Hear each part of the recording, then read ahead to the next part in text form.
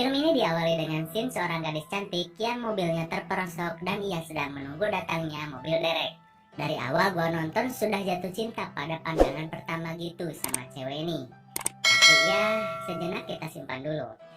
Lanjut, cewek tersebut, sorry ya, gua nggak sebut namanya, susah anjir. Sebut aja Bunga. Bunga yang sedang menunggu datangnya mobil derek kemudian menelpon seorang pria. Ia adalah suaminya bernama Kim. Dilihat dari penampilannya, Kim seperti seorang agen rahasia pemerintah atau kepolisian.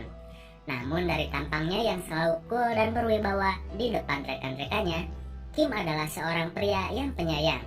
Terbukti dari cara ia menelpon kekasihnya dan menyanyikan sebuah lagu sambil ngumpet di WC. Dan ketika temannya datang, langsung kembali berlaga berwibawa.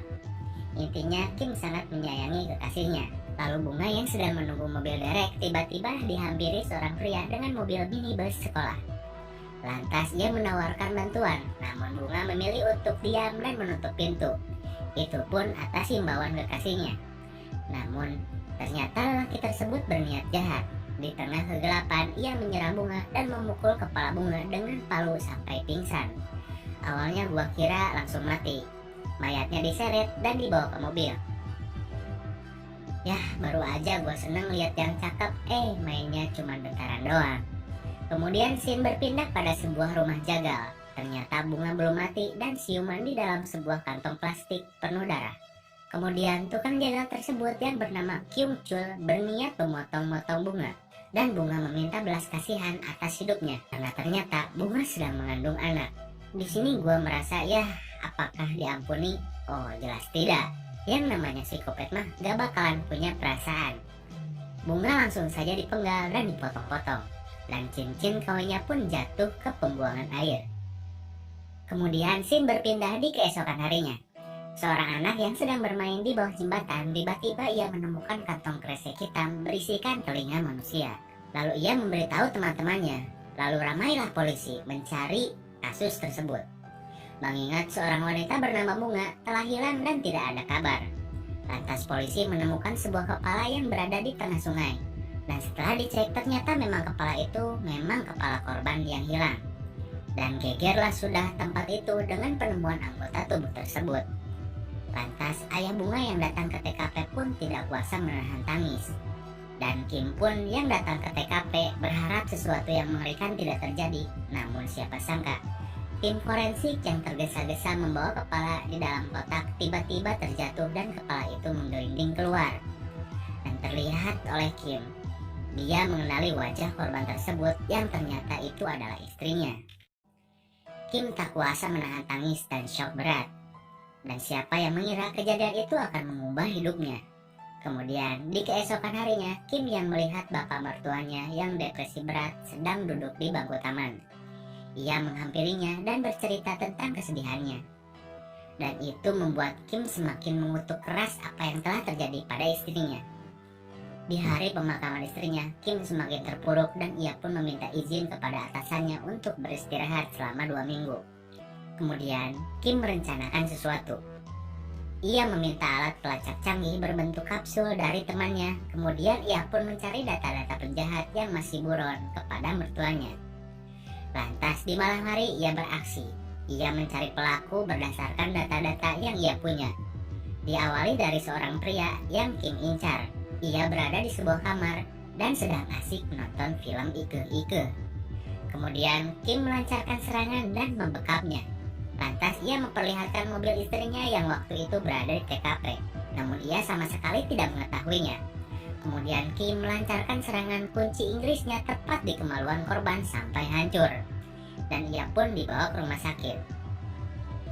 Demi mencari informasi terkait siapa yang membunuh istrinya, lalu Kim kembali mencari penjahat-penjahat yang masih berkeliaran. Ia menabrak seorang pria bermotor dan menghajarnya setelah sebelumnya Kim mencocokkan wajah pria tersebut dengan foto buronan. Namun tetap pria tersebut tidak mengetahui apa-apa soal kejadian itu.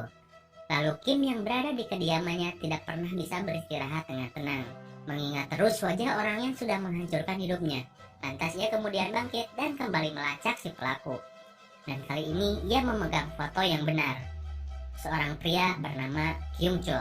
Di tempat lain, Kyung Chul, seorang psikopat gila, pemburu wanita cantik, kembali melancarkan aksinya dengan mengajak pulang seorang wanita yang sedang menunggu bis. Wanita yang bisa dibilang bodoh itu mau saja ikut dengan Kyung Chul, berharap diantarkan atas bujuk rayu Kyung Chul. Namun ternyata benar saja, di tengah perjalanan yang sepi, kembali pipa besi mendarat di kepala wanita cantik itu. Dan seperti biasa, dia dibawa ke rumah jagal dan dimutilasi. Kim yang kini mencari keberadaan Kyung Chul mulai bergerak ke rumah orang tuanya. Dan tentu saja di rumah itu cuma ada ibu dan ayahnya dan juga seorang anak. Ia itu adalah anak dari Kyung Chul. Dari sini Kim menggali informasi, ternyata Kyung Chul adalah sosok pria yang tidak bertanggung jawab dengan menelantarkan anak dan orang tuanya. Bahkan anaknya pun sudah membenci Kyung Chul. Kemudian Kim menemukan kediaman dari Kyung Chul, sebuah rumah bedeng yang berantakan. Ia masuk dan menemukan benda-benda milik wanita seperti celana dalam, BH, dan tas-tas wanita. Dari sini Kim mulai yakin bahwa Kyung Chul adalah orang tersebut. Lantas ia pergi ke belakang rumah dan menemukan tempat jagal. Kemudian ia menemukan cincin istrinya yang dulu terjatuh keselokan. Dan tuntaslah sudah, Kyung Chul lah target Kim, orang yang bertanggung jawab atas segalanya. Kemudian di sebuah perkebunan ia melancarkan aksinya. Ia mengike-ike wanita itu. Pasti kalian berharap gue liatin. Gak boleh dong. Untung saja Kim bisa melacak keberadaan Kyung Chul. Ia memergok Kyung Chul yang sedang mantap-mantapan. Lantas mereka berdua bertarung dengan sengit di tempat itu. Kim yang seorang agen rahasia mampu bertarung dengan baik ketimbang psikopat gila itu. Kemudian Kim yang akan membunuhnya tiba-tiba mampu menahan diri. Ia memasukkan pelacak ke dalam mulut Kyung Chul yang sedang pingsan. Dan ia pun mematahkan tangannya dan melepaskan Kyung Chul dengan luka dan juga sebungkus uang cash. Kalian pasti bingung, lah kok malah dikasih duit? Tenang, nanti juga kalian tahu. Kyung Chul yang sudah sadar, ia tertawa dengan apa yang sudah terjadi sampai-sampai ia dikasih uang juga. Dengan tangan dan muka bonyok, ia berjalan dan menumpang pada sebuah taksi yang kebetulan melintas. Dan ternyata di dalam taksi itu ada seorang yang membawa pisau. Gua juga berharap si Kyung Chul dibegal. Namun memang psikopat adalah makhluk yang kuat. Ia berhasil mengalahkan 2 orang di mobil itu dengan pisau kecil. Kim terus memantau keberadaan dari Kyung Chul dengan GPS-nya. Ternyata Kim menyadari bahwa Kyung Chul sudah menghabisi 2 orang di dalam taksi. Sungguh biadab. Itu semakin membuat Kim muak dan benci. Tetapi Kim tetap bersabar dan membuntutinya sampai pada Kyung Chul berobat di sebuah klinik. Tangannya diobati, namun dokter yang mengobatinya pun malah diintimidasi. Dan ia melihat suster cantik. Ia pun tertarik dengan suster itu dan menggodanya. Emang gak ada kapoknya nih psikopat ya. Kemudian ia melakukan tindakan asusila terhadap suster cantik itu. Dan Kim yang memantaunya kembali datang dan menghajar Kyung Chul. Setelah dihajar habis-habisan, Kim kemudian memotong tendon Achilles Kyung Chul.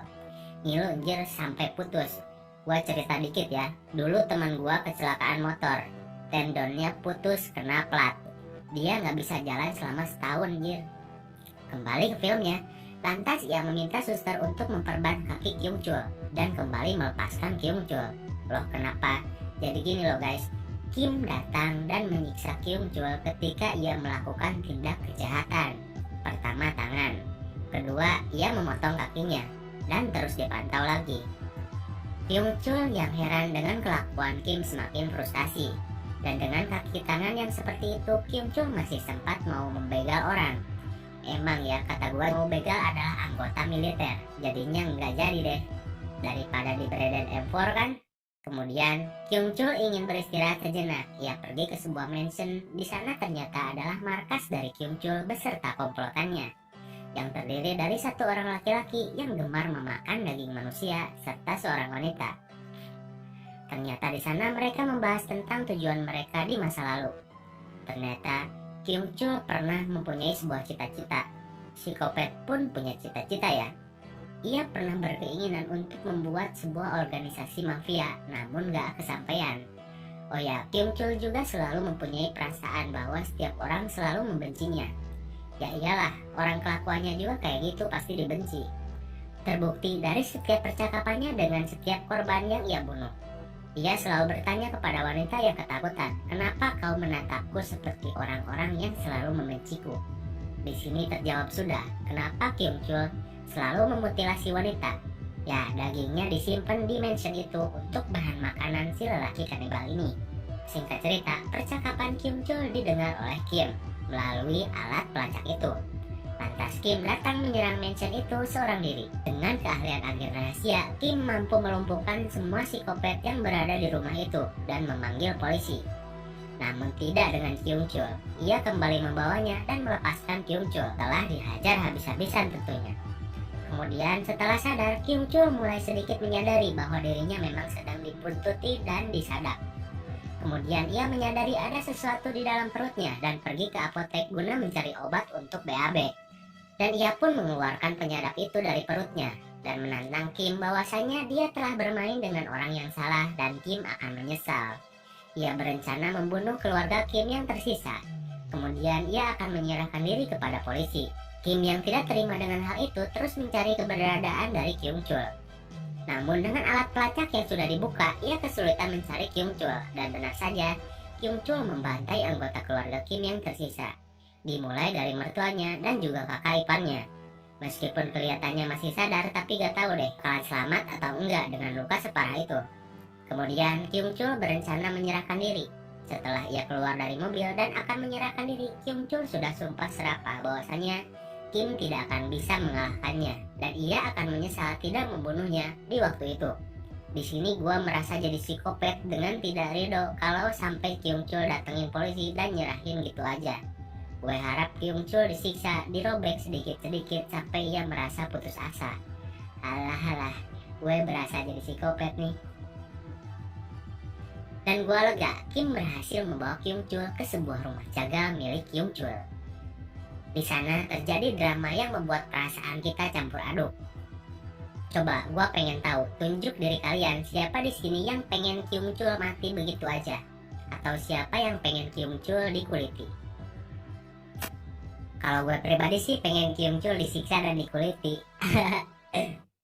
Setelah perdebatan panjang yang menguras perasaan, bisa dilihat dari air mata yang keluar dari mata Kim, yang menambah kesan penderitaan dan emosi yang luar biasa.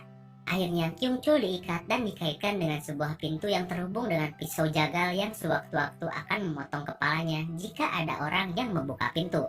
Dan alhasil sungguh ironis, keluarga Kyung Chul yang datang untuk menemui Kyung Chul berusaha masuk dan duar. Terpotonglah kepala Kyung Chul di hadapan keluarganya. Dan di sini bisa saja ya menjadi pemicu anaknya untuk menjadi psikopat. Karena Kim pun tercipta dari sakit hati yang mendalam karena orangnya ia sayangi meninggal. Tidak menutup kemungkinan anaknya yang akan menjadi psikopat. Itu analisis gua. Dan film pun berakhir dengan isak tangis seorang Kim yang terlihat campur aduk antara lega